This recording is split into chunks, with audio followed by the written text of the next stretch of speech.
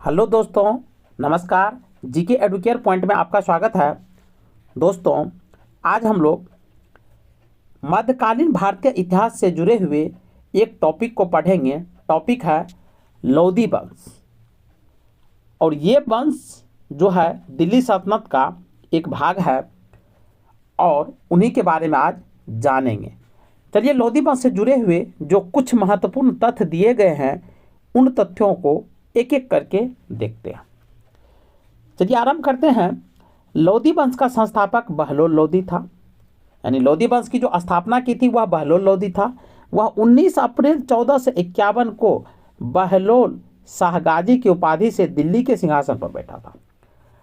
तो उसने जो दिल्ली के सिंहासन पर बैठा था बहलोल लोधी, तो उसने बहलोल शाहगाजी की उपाधि धारण करके दिल्ली के सिंहासन पर बैठता है। दिल्ली पर प्रथम अफगान राज की स्थापना का श्रेय बहलोल लोधी को दिया जाता है। दिल्ली पर जो प्रथम अफगान राज की स्थापना होती है वो बहलोल लोधी के द्वारा किया जाता है। यानी ये बहलोल लोधी जो था ये अफगानिस्तान क्षेत्र के रहने वाले थे। बहलोल लोधी ने बहलोल सिक्के का प्रचलन कराया। बहलोल लोधी ने अपने शासनकाल में अपने नाम से एक सिक्का चलाता है जिसका नाम बहलोल सिक्के था। वह अपने सरदारों को मकसद ए अली कहकर पुकारता था। उनके जो सरदार लोग होते थे, जो पावरफुल लोग होते थे, उनको विशेषाधिकार प्राप्त था, उनको मकसद ए अली कह करके बहलोल लोधी पुकारा करते थे।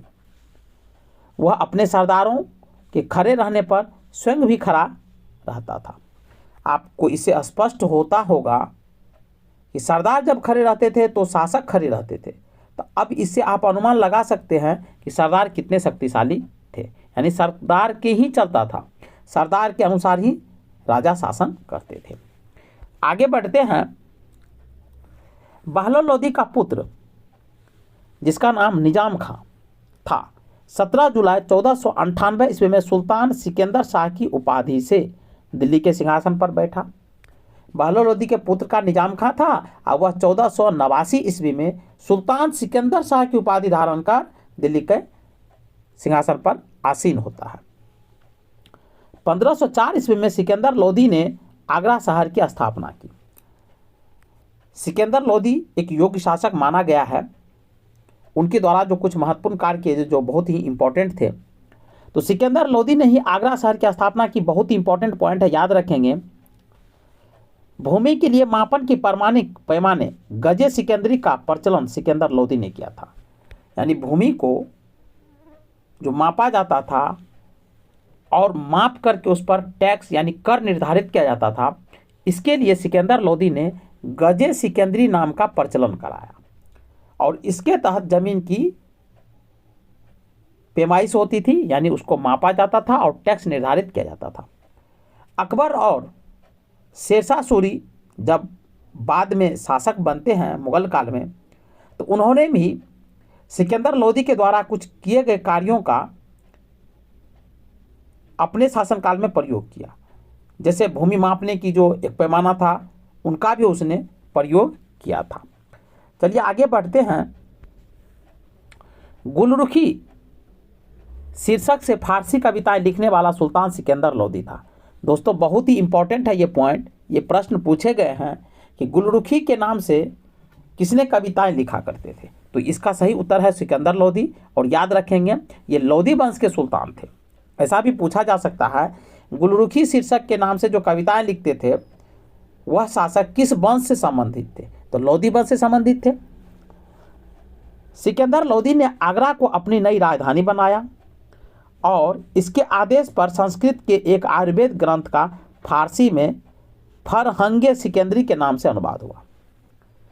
हमने बताया भी, पहले भी पढ़ा कि आगरा शहर की स्थापना सिकंदर लोधी करता है और आगरा को राजधानी बनाता है। जो मुगल काल में भी अधिकतर मुगल शासक जो थे आगरा को ही अपनी राजधानी बनाए रखा था।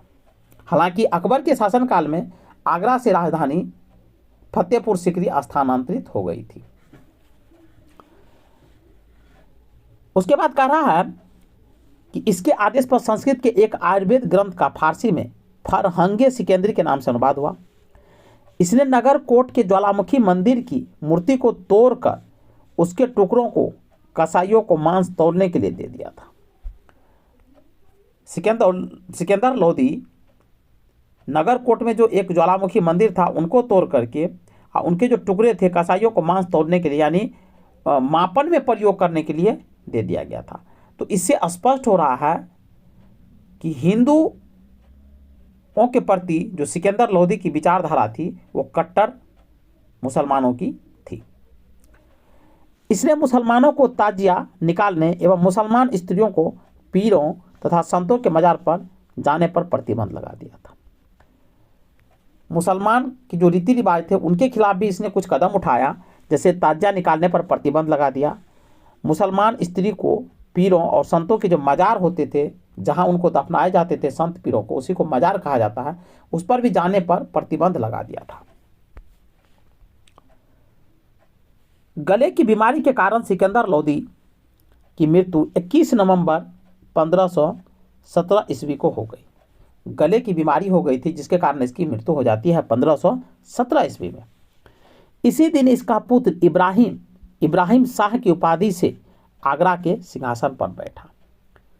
सिकंदर लोदी की मृत्यु के बाद इसका पुत्र जो इब्राहिम था वह शाह की उपाधि धारण करता है और आगरा के सिंहासन पर बैठता है, जो आगरा लोदी वंश की राजधानी थी। संभवतः दिल्ली के सुल्तानों में सिकंदर लोदी प्रथम सुल्तान था जो हिंदुओं के त्योहारों मुख्यतः होली में भाग लेता था। हालांकि आप याद रखेंगे कि सिकंदर लोदी तो दिल्ली सल्तनत का पहला सुल्तान था जो होली के त्यौहार, क्योंकि होली जो है हिंदुओं का पर्व है, उसमें भाग लेता था। लेकिन आप मुगल काल की यदि बात करेंगे तो मुगल काल में अकबर भी जो था वह भी होली में भाग लेता था और उनकी पत्नी जो थी जोधाबाई, जो राजपूत कन्या थी, उनके साथ भी वो दीपावली मनाते थे और बहुत सारे हिंदू त्यौहार जो होते थे उनके साथ साथ वो मनाया करते थे। आगे बढ़ते हैं। दिल्ली की मोठ मस्जिद सिकंदर लोदी के प्रधानमंत्री वजीर मियां भोइया ने 1505 ईस्वी में बनाई थी। दिल्ली की जो मोठ मस्जिद है उनका निर्माण सिकंदर लोदी के प्रधानमंत्री को उस समय वजीर कहा जाता था और उसका नाम था मियां भोइया। इसने 1505 ईस्वी में बनवाया था। आगे देखते हैं। 21 अप्रैल 1526 ईस्वी को पानीपत के प्रथम युद्ध में इब्राहिम लोदी बाबर से हार गया और इस युद्ध में वह मारा गया। इब्राहिम लोदी जो था लोदी वंश के अंतिम शासक थे और इसकी मृत्यु पानीपत के प्रथम युद्ध में हो जाता है। हालांकि पानीपत के 3 युद्ध हुए हैं, एक 1526, एक 1556 और एक 1761। तो प्रथम युद्ध होता है 21 अप्रैल 1526 को, जो पानीपत हरियाणा राज्य के अंतर्गत आने वाले क्षेत्र हैं वर्तमान में, तो वहां होता है। और यह युद्ध बाबर और इब्राहिम लोदी के बीच होता है, जिसमें इब्राहिम लोदी की हार हो जाती है और बाबर की जीत होती है। और इसी युद्ध में बाबर की विजय ने भारत में मुगल साम्राज्य की नींव डाल देता है, जो बाद में जाकर के ब्रिटिश के आगमन तक वो भारत पर शासन करता है मुगल वंश। अगला पॉइंट है, बाबर को भारत पर आक्रमण के लिए निमंत्रण पंजाब के शासक दौलत खां लोदी एवं इब्राहिम लोदी के चाचा आलम खां ने दिया था। बहुत ही इंपॉर्टेंट पॉइंट है दोस्तों ये एग्जाम के पॉइंट ऑफ व्यू से, कि बाबर जो भारत पर आक्रमण करना चाहता था उसका एक तो उनकी लालच थी कि भारत के बारे में वो सुना था कि ये सोने की चिड़िया है, भारत बहुत ही लोकप्रिय देश है, धन्यवान देश है, तो भारत पर तो शासन करने की जिज्ञासा रखता था, भारत का शासक बनने की जिज्ञासा तो उसके मन में थी। और इसी में उनको कुछ सहयोग दिया, आकर्षक का और केंद्र बन गया। जो पंजाब के शासक थे दौलत खां लोदी, उसने उसे भारत पर आक्रमण करने के लिए आमंत्रित करता है। और इब्राहिम लोदी के चाचा जो थे, जिसका नाम आलम खां था, उनसे भी इब्राहिम लोदी की दुश्मनी चल रही थी, उसने भी बाबर को भारत पर आक्रमण करने की इजाज़त दी थी और आने के लिए कहा था। लेकिन आप याद रखेंगे कि ये दौलत खां लोधी, आलम खां और कुछ जो शासकें थे, ये सभी जो बाबर को भारत पर आक्रमण करने के लिए आमंत्रित किया, तो ये लोग ये नहीं समझ पाए कि आखिर रियल में होगा क्या, क्योंकि ये लोग ये इन लोग के मन में था कि बाबर आएगा, आक्रमण करेगा और आक्रमण करके हम लोग के हाथों में यहाँ की सत्ता सौंप देगा और यहाँ से वापस चला जाएगा। लेकिन बाबर ऐसा कतई नहीं किया। उसने क्या किया, उसने आकर के यहाँ आक्रमण करता है और यहाँ मुगल वंश की नींव डाल के स्वयं शासक बन जाता है। तो चलिए दोस्तों, आज के वीडियो में बस इतना ही। मिलते हैं नेक्स्ट वीडियो में, तब तक के लिए जय हिंद। और आप लोगों से रिक्वेस्ट है कि यदि आपको वीडियो अच्छी लगी हो तो कृपया चैनल को सब्सक्राइब कीजिए, लाइक कीजिए और बेल आइकन को प्रेस कीजिए और कमेंट में अपना कीमती सुझाव अवश्य दीजिए कि हमें क्या सुधार करनी चाहिए।